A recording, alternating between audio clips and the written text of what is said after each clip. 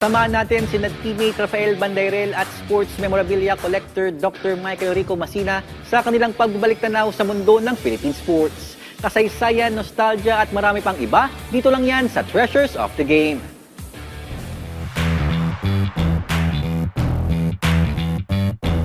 Magandang araw teammates at maligayang panonood sa isa na namang episode ng Treasures of the Game. Ako ang inyong host na si Rafael Bandairel at kasama ko ang ating subject matter expert na si Dr. Michael Rico Masina. Magandang umaga, Rap, at magandang umaga sa lahat ng mga teammates na nanonood sa atin ngayong umaga sa Treasures of the Game. Ngayon, Rap, unang beses natin na magkakaroon tayo ng guest na kolektor dito sa Treasures of the Game. Without further ado, Doc, ipakilala na natin ang ating guest. Sino nga ba ang makasama natin ngayong araw?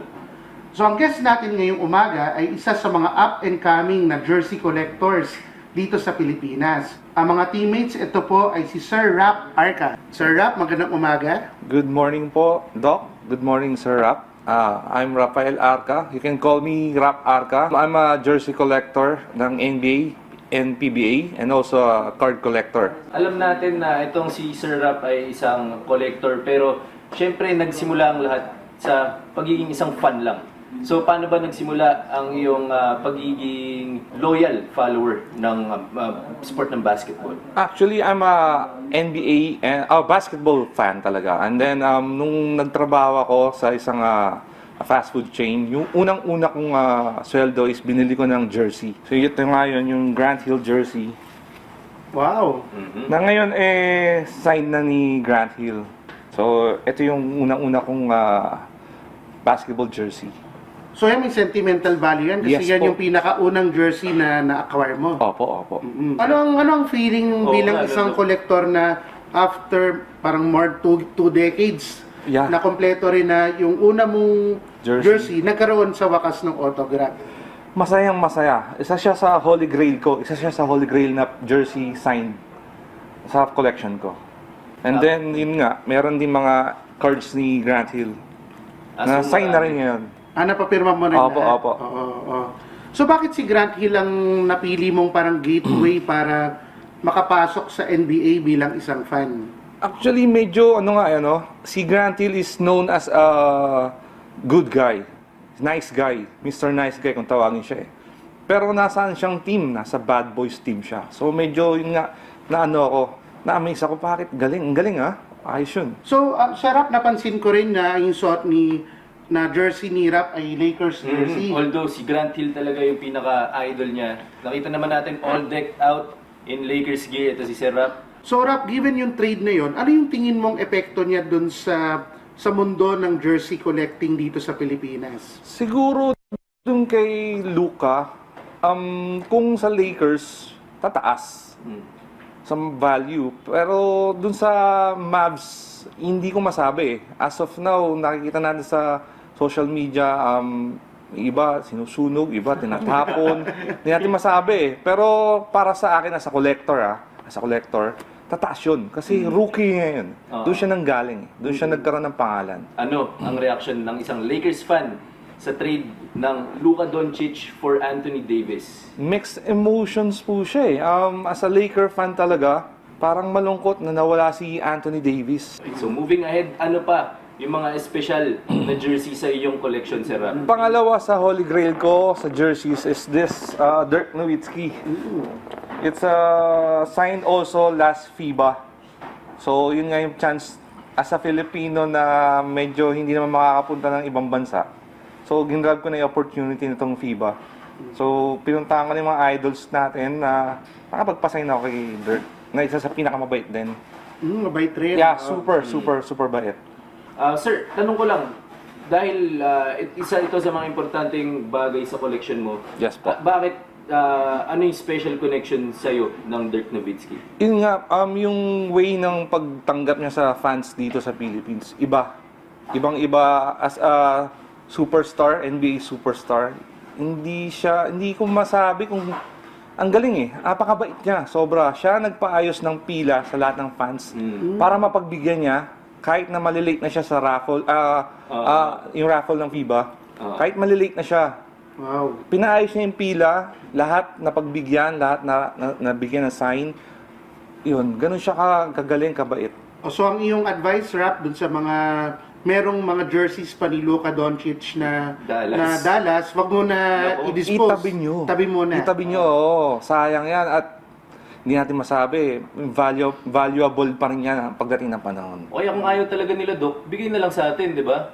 Oo, punta na sila dito sa Treasures of the Game para madagdagan din Kaysa yung collection sunugin, natin. di ba? Kaysa Oo. sunugin. Pwede. Anyway, Sir Rap, lipat tayo sa isa pang jersey na gusto nyong i-highlight mula sa inyong collection. Ito rin, isang Dwight Howard jersey ko. It's a Orlando Magic jersey. Dual sign. Sign siya sa harap, sign din siya sa likod.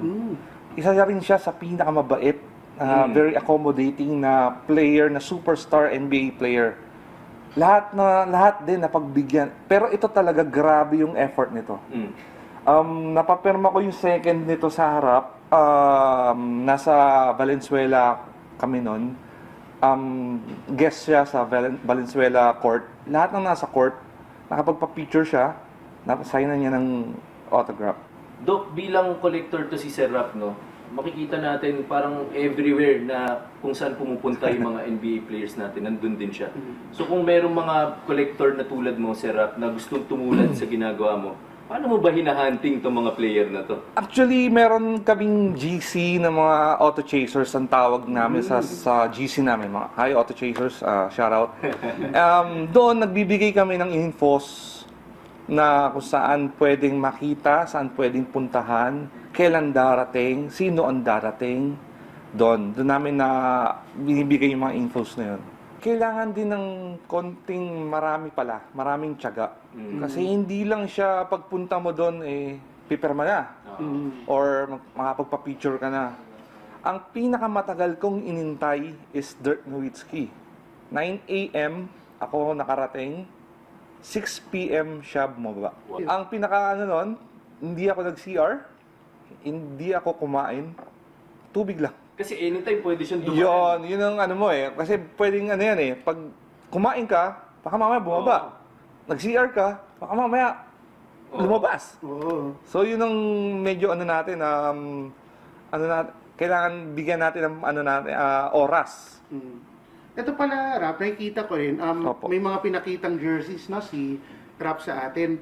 May mga jerseys na parang may patch na tinatawag ba yun? Ito.